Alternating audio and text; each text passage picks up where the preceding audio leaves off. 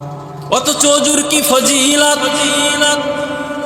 দয়ার নবী জানায় দেন উম্মতের দল যদি কোনো উম্মত ওযু করতে যায় ওযুর পানির সঙ্গে সঙ্গে আমার উম্মতের গুনাহগুলো ঝরে ঝরে পড়ে যায়। আপনি হাত ধুইতেছেন, হাতের গুনাহ ঝরে যাবে। আপনি পা ধুইতেছেন, পায়ের গুনাহ ঝরে যাবে। মুখের ভিতরে পানি নিয়ে কুলি করেন, আপনার মুখের গুনাহগুলো ঝরে যায়। তবে এই গুনাহগুলো কিন্তু সাধারণ চক্ষু দিয়ে দেখা যাবে না।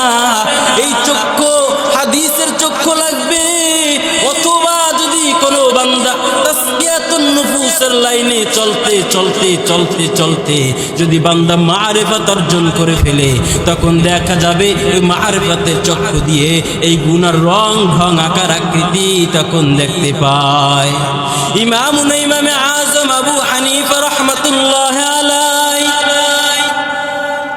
তার সামনে এক আল্লাহর বান্দা ওযু করতেছেন। ইমামে আজম অনেক দূর থেকে ফলো করতেছে। ওযু করার পরে সে ডাক দিছে, রে ভাই তুমি কি চুরি করেছো? বলে হুজুর আপনি কিভাবে জানলেন?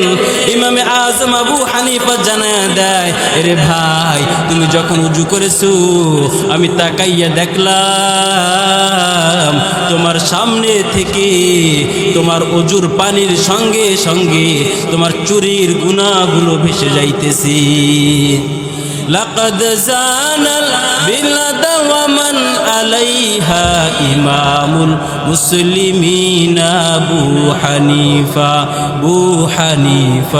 বদ ইমামে বাসফা আসুরাজে উম্মতানে মুস্তফা।